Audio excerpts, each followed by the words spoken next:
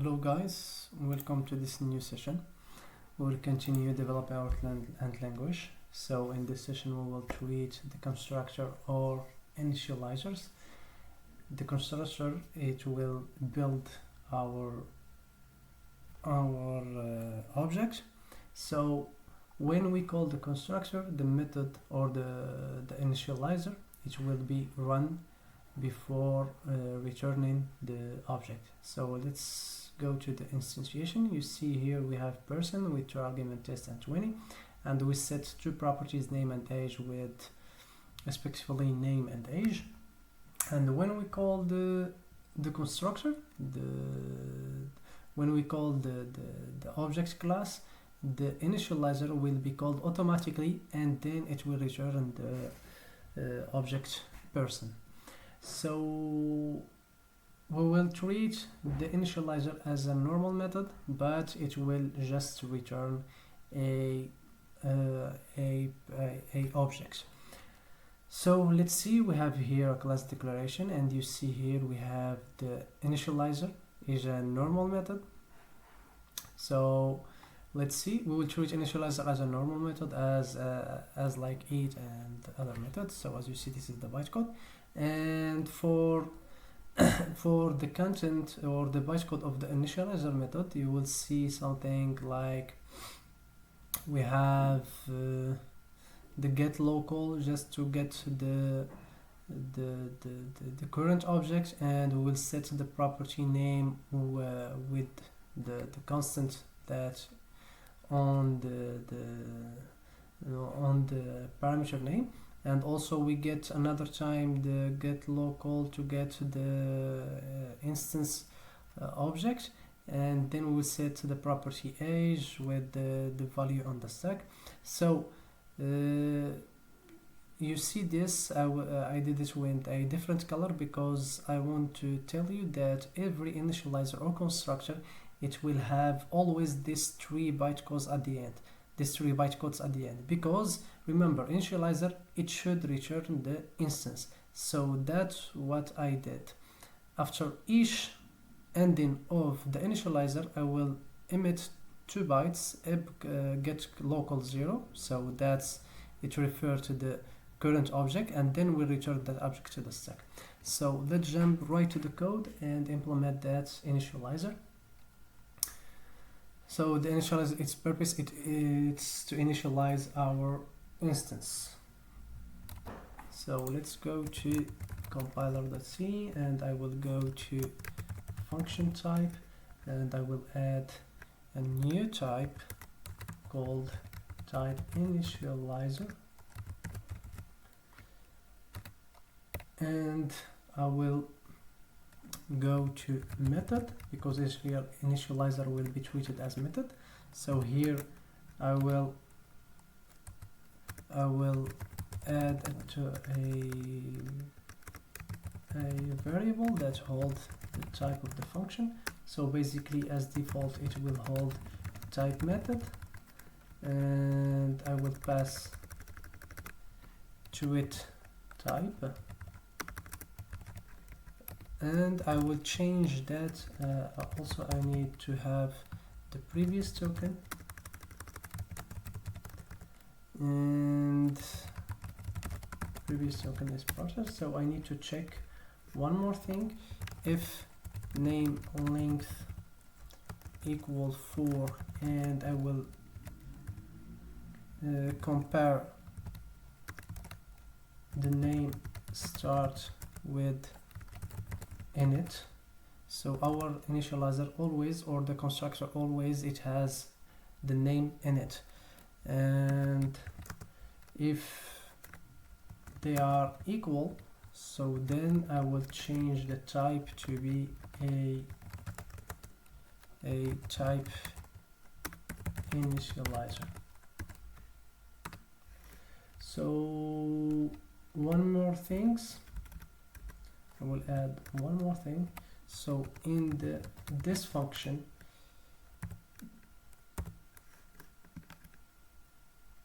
we can use also this on the initializer. So we'll add one more condition. current compiler type is different than type initializer, then if it is not, I will raise an error. Can't use this outside a class. So the only places that we can write the this keyword is only on the method and initializer. Otherwise we will print an error. So let's go, and as I said, so let's go to function. So the function will end at this instruction, so I will go to end compiler. So if the current compiler type is equal to type initializer, then I will emit bytes up get local 0 and emit byte up return, else I will return that. In case of initializer, I will always emit the up get local 0 and return, because I need that the initializer will always return an instance.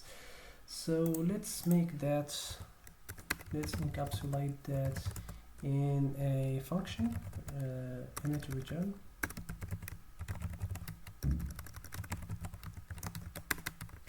And here I will cat that, and then I will paste it here, and I will cat that return from here, also from here, and I will do it one time outside this. So then I will call the emit return function. So also one more thing I need to mention is that the return keyword, it is not allowed in a initializer, because someone can do something like this. I will add it here.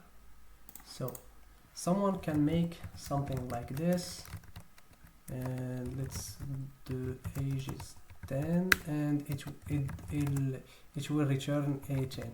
But that is not allowed, because remember guys, I said that initializer, it always return a instance, not any value. But I can allow something like this. I can allow something like this. Why I allow something like this? Because when I read the keyword without any expression here, I will return always the instance. And why is it useful? Because if a user make a loop and he won't for some condition exit that loop or exit that the whole function, it will simply write return. So that will be useful. So let's implement that also. So we need to go to return statement, and here for if it's a semicolon, I will return emit return. If it is a initializer, it will return a instance. We return bytes of local 0 and return. If it does not, it will, if we are not in an initializer, it will return directly a null value. So other thing I need to do is to cut that and add it here. And in case we have a value, we return a value. I will check if the current compiler type is equal a type initializer. That means we need to print an error because it's not allowed. Can't return a value from initializer. So that's it for the part of the compiler. So we will go to the VM and see what we... So first of all, I will go to the vm.h and I will add another member here in the structure of the VM called object string, and it's the init string. And I will go to the VM and I will initialize it in the init VM. So I will go to vm.c and then I will go to init VM and I will initialize that here. So VM init string, I will use the function copy string, and the string is init and for. So why I did this? Because I know that the name of the constructor is always will be init, so I will store it somewhere else in the VM, so I can access it directly without any access it directly. So let's go to the object class. So in this phase we have the object class. So remember, the initializer will run automatically when we did something like that. So this person here, this key, this token, it's a class object. So the VM, it will see in the bytecode op class. So we have the op class. So in the op class, I just push to the stack a new class, and then I will get it. So I will go to the call, because we have a call here. So we have this left parent, so we have a call. So we need to go to the call value. So in the call value we will have something, the function call value and value. So we will change this. So I will remove that for now. And then I will change that to run automatically the initializer if it does exist. So first of things, I will need the class. So as class, I will pick arc count, so that it will return us the objects class. So then I will change top of the stack. I will change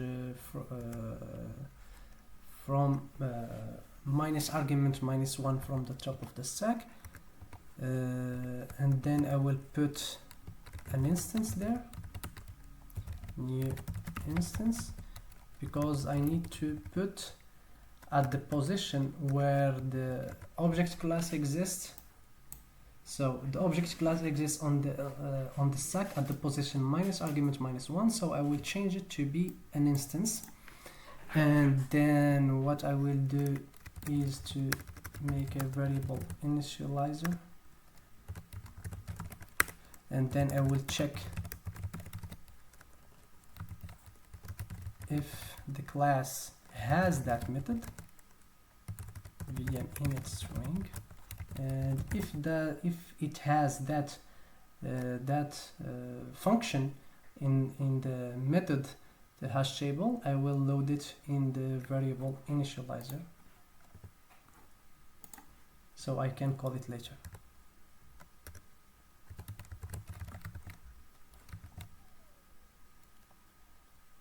So I will directly return a call on that initializer, because the initializer is just a closure. And then I will check one more thing. If the argument count is different than 0, so what I need to do is to raise an error, runtime error, expect 0 arguments but got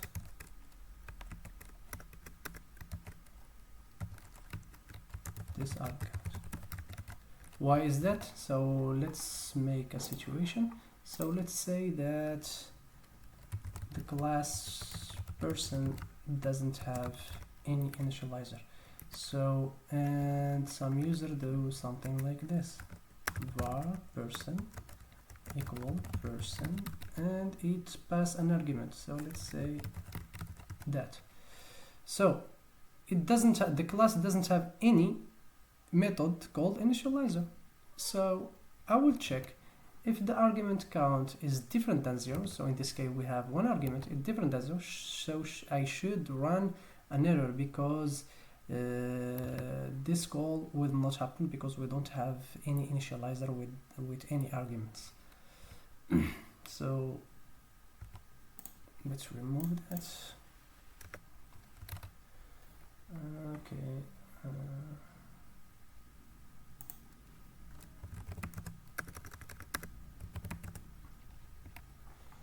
So, and then I will return false, and finally I will return true, and that's it for initializer. So let's rebuild the project and see what will happen.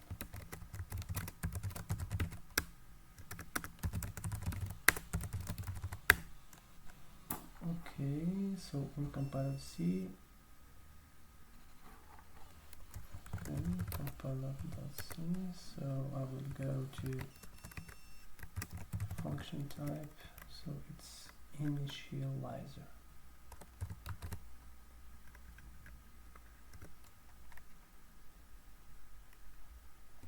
So that's it. Excuse me.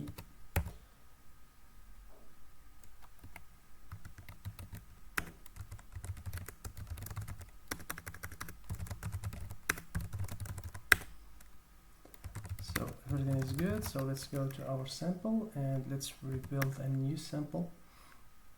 So we will test only the initializer. Class person, and it has an initializer with some name and age, and I will set property name to be name and the property age to be age, and I will have some function called eat. I will just print eating. So let's instantiate an object called person, and I will pass name test, and I will pass the value 20, and then what I need to do is to print p.age and print p.name, or the inverse. So let's get that and see what will happen. So as you see here, we've print test and 20, and let's see where is the initializer. As you see here, we have the initializer. So we get local 0 and local 1 just for we pass that to that, and we set the property name, and also we set the property age, and finally we return a instance. So let's see when the call happen. So as you see, initializer, it's like a method, treated as a method, and each as a method also. And let's see the call. So here we have some call, the instantiation. So we have 2 arguments, test and 20, and then with the call. So let's go to 15. Okay, 15, the instruction 15. We get global, so the class person, and we load the argument test, and we load the argument 20, and what does it happening is the class person. Okay, after that we have the call, and you see what we have changed. So the class person, it turned to a person instance. So you see that it turns to person instance, and then what we need to do is to, here as you see we have the initializer is running. As you see, the instruction 0 is on the initializer, so 0 and so okay, 0 we get the local, so person instance, and then we get local 1, so the test, and we set the property with that to test, and then we get that, and we set the property age, and we pop that, and also we get the local, so we get local and we return. So finally the instantiation, it return the initializer, it return a person instance. So here we return, and then we continue printing the properties test and age. So as you see here, the main idea here is that initializer, it always return an instance, and in the call of a, so in the call we need to load to stack the instance. So let's see, we have person class, here class, and after the call we execute the initializer, and after executing the initializer we put the person instance on the stack, and then we execute the initializer until the return. Where is the return? Yes, until the return we get the local 0, we get this, and this is the person instance, and then we return it. So let's go and let's see if we use a return here, return something like 10. So it should be raising an error. So as you see, at return can't return a value from initializer, so that's good. And we can also, but we can use return like this. So let's see.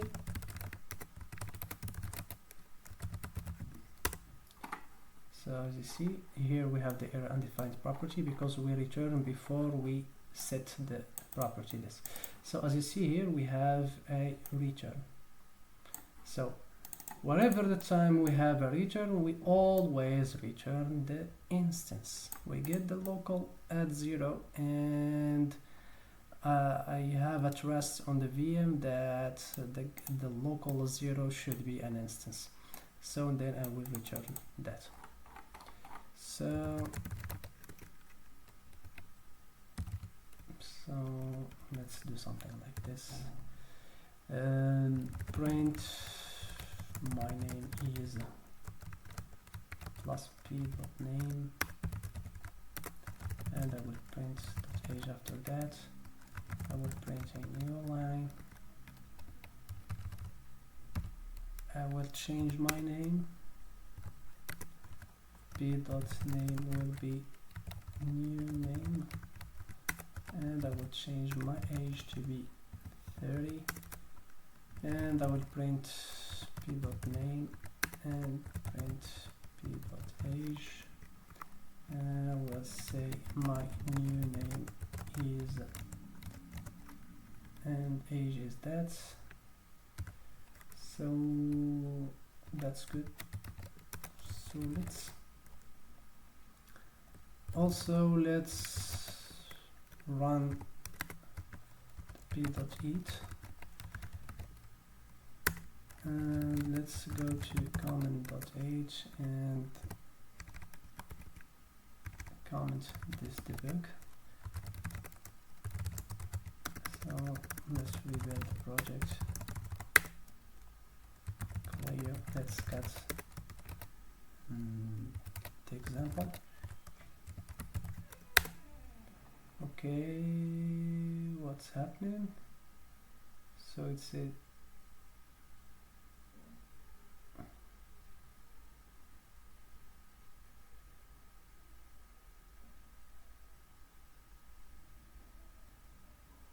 at line 24.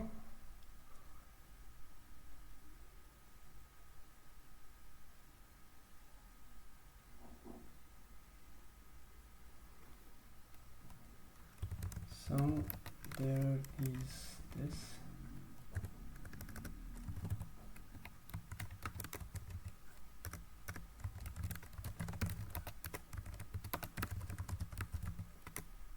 So as you see, when we run that, the instantiation is happening because the properties are set to be test and 20. As you see, my name is test and the age is 20. And when I override these properties, the name will be the new name and the age is 30. And as you see, my new name is new name and 30, and I call the age. So guys, we've accomplished something really good in our end language.